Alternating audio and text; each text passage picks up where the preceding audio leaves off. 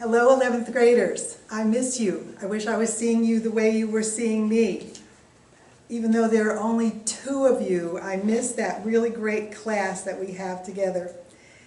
This is a document that I put in your packet for this week, and it replaces a document that you already have, so pay attention to that. I'm going to hold this document up so that you can see it. It's called Stage Lighting, and it's a document with pictures at the bottom, and it replaces the previous document, which is called Theater Lighting. And the reason I replaced it is because I thought that original document, Theater Lighting, was a little bit complicated, especially when I knew you were going to have to do it by yourself.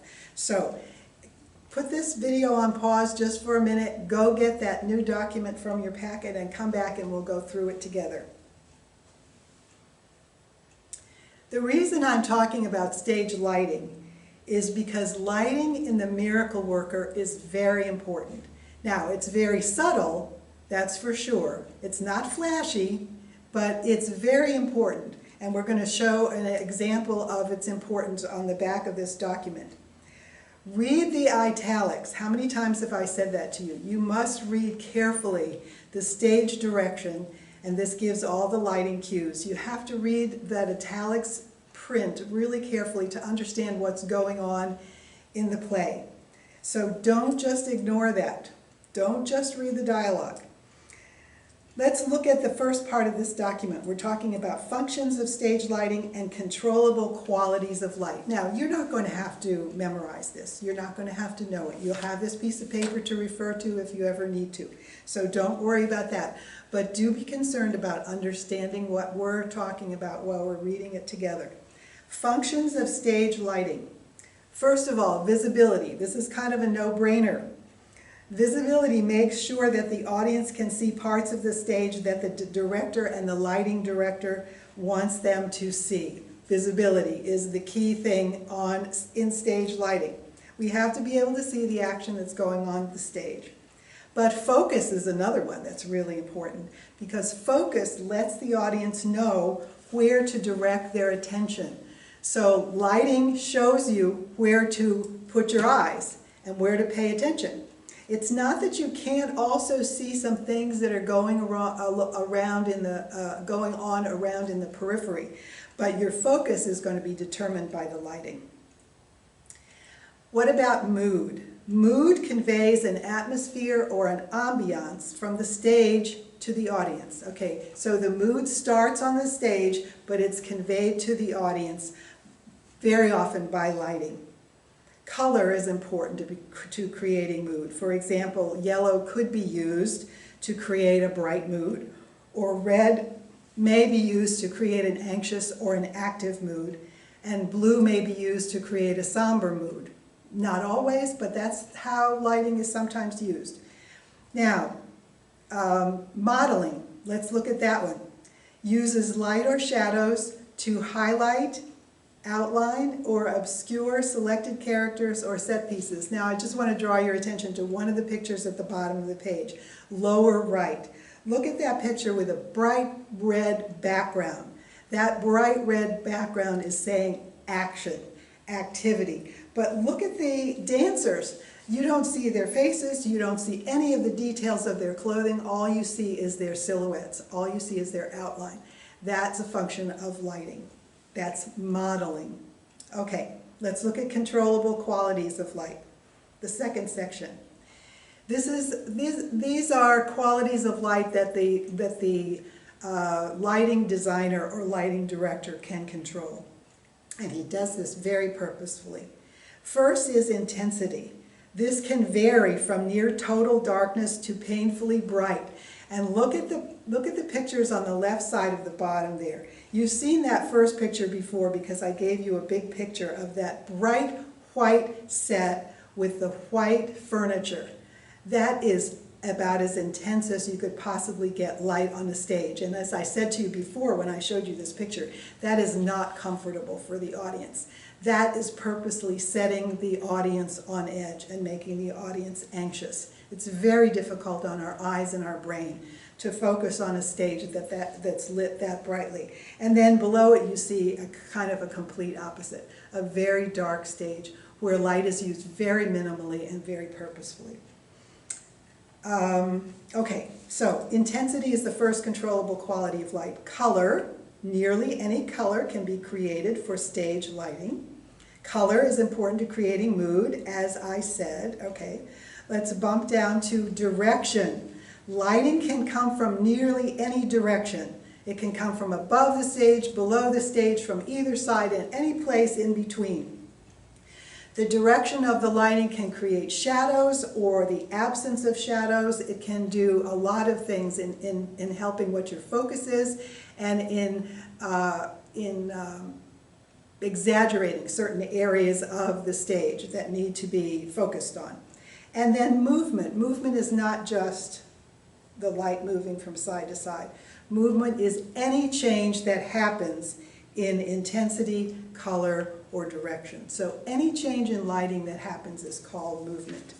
All right, now what I want to do is go through a couple of scenes of The Miracle Worker and show you how very subtle lighting cues can change the scenes very simply. So turn your page over. One of the ways lighting is used in The Miracle Worker is to shift scenes on stage without closing the curtains or without making significant rearrangements to the set.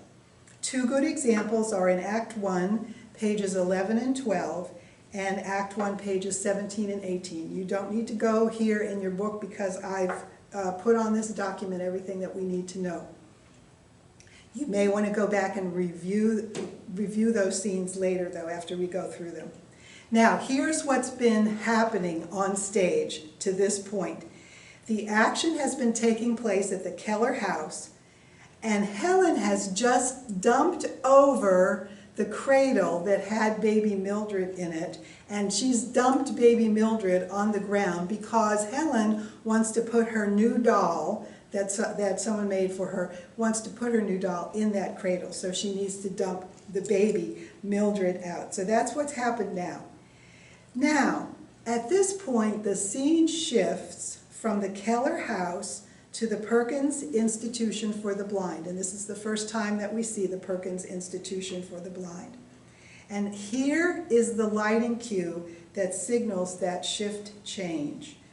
Let's read it together. The lights dim out, except the one light on Kate and Helen. In the twilight, James and Ev and Keller move off slowly, formally, in separate directions. Kate, with Helen in her arms, remains motionless in an image which overlaps into the next scene and fades only when the next scene is well underway. So I'm gonna act this out for you. Okay, so let's say I'm sitting center stage. I'm sitting on the ground. I'm Kate, and I've got Helen in my arms. A spotlight, or maybe multiple spotlights, are going to be trained on Kate and Helen at that moment. Now, in the darkness surrounding, in the periphery, James and Captain Keller and Aunt Ev are all going to be moving off the stage in different directions. And we're going to be somewhat aware of that movement, but our eyes, because of the lighting, are going to be trained on Helen and Kate. All right, so that light stays on Helen and Kate even when the next scene gets underway. And the next scene is going to happen over here. I'm the actor, you're the audience. This is down left. This is a neutral space on the stage. There's nothing there, so it can be used for brief and temporary scenes, and that's what it's going to be used for here. So it says, without pause, from dark down left, we hear a man's voice. No lights, just a man's voice. The lights begin to come up down left, and we see a long table and a chair. And then Anagnos, and hopefully you remember his name, he's the director of the Perkins Institution for the Blind. Anagnos comes into the light only at the end of his speech, so this is very dramatic. And this is where the audience's attention has to be divided. They are still looking at Helen and Kate sitting on the ground, center stage, because the light is still on them, but they are hearing Anagnos and his entire speech as he's walking onto the stage, and then the light hits him only when he has finished his speech. At that point, the light goes down on Helen and Kate. So those lighting cues are really important for us as the audience to understand where does our attention go from here. Anagnos comes into the light only at the end of his speech. Now begins the scene between Annie Sullivan and Anagnos. They're saying goodbye to each other. And then the scene in which the blind girls say goodbye to Annie. Then the scene changes again using lighting as the cue. Read that with me. He, and that's Anagnos, shepherds them, the blind girls, out, and Annie is left alone on her knees with the doll in her lap. And that's an interesting picture because that echoes the picture of Kate Keller holding holding Helen in her lap. And now Annie is over here at the institution, and she's holding the doll that the girls gave her on her lap. She reaches for her suitcase, and by a subtle change in the color of light, we go with her thoughts into another time. A subtle change in the color of the light.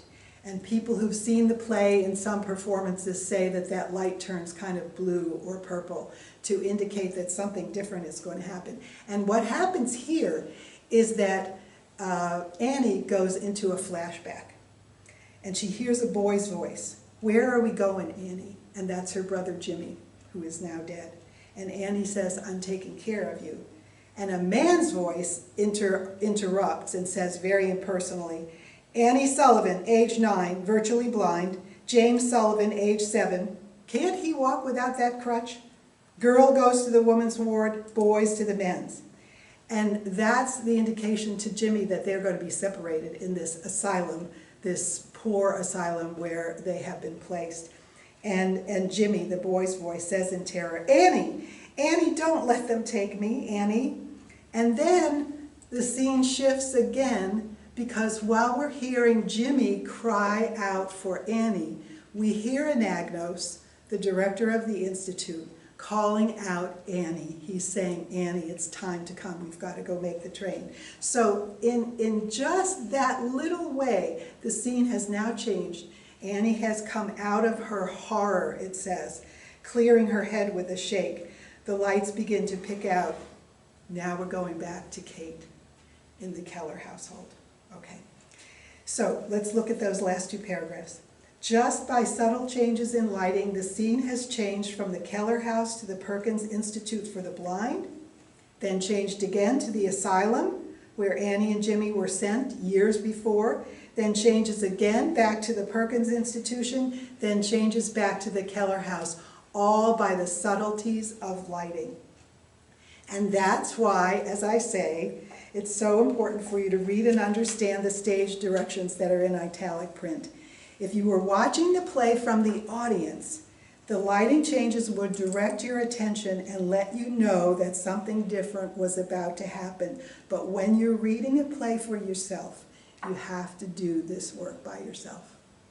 That's all for today. I miss you. Have a great day. Bless you and keep you well.